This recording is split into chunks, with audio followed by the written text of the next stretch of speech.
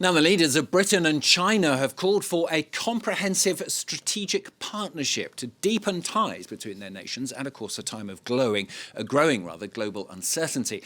Keir Starmer, alongside Xi Jinping, in the Great Hall of the People in central Beijing to try to improve relations after several years of acrimony.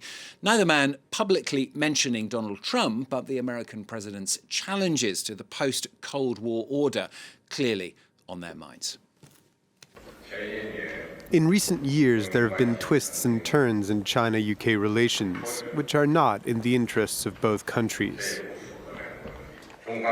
China is willing to develop a long-term, stable and comprehensive strategic partnership with Britain, which will benefit the people of both countries and also the world. As you have said, this is the first visit by a UK Prime Minister in 8 years. To my mind, that's been far too long. China is a vital player on the global stage, and it's vital that we build a more sophisticated relationship.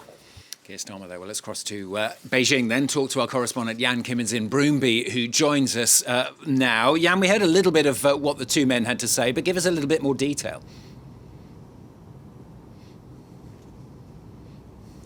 That's right. We know that one of the stated aims of Keir Starmer coming here to Beijing has really been to improve that relationship that, if you think back a little bit more than 10 years ago, was being referred to as a golden age. This relationship between Beijing and Britain then turned into what some refer to as an ice age. And Starmer is here to try and thaw that ice and seeking economic opportunity also between China and the UK. China is the UK's third largest trading partner, and he will have gone into this meeting trying to increase the trade links between those two countries. We know there's been some news coming out already about the discussions that they were having, some successes it seems Starmer was pointing to. He said the relationship is in a strong place. He said the meetings had been productive and pointed to movement on things such as tariffs on whiskey, on visa-free travel for British people coming to China as points and examples of areas that could be expanded on in the future. Xi Jinping also coming out to say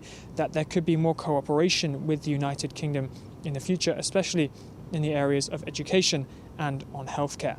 Yeah, and as I said at the top there, neither of them actually mentioned Donald Trump, did they? But he's obviously on both of their minds as they were talking.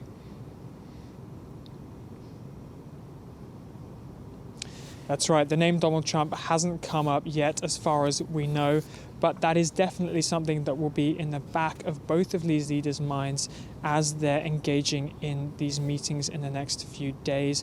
Starmer is not the only world leader to have visited Beijing in the last 2 months. We've seen leaders from France, from Canada, from Finland, from Ireland, from South Korea as well, all coming here to meet up with Xi Jinping, and the timing feels like it must mean something.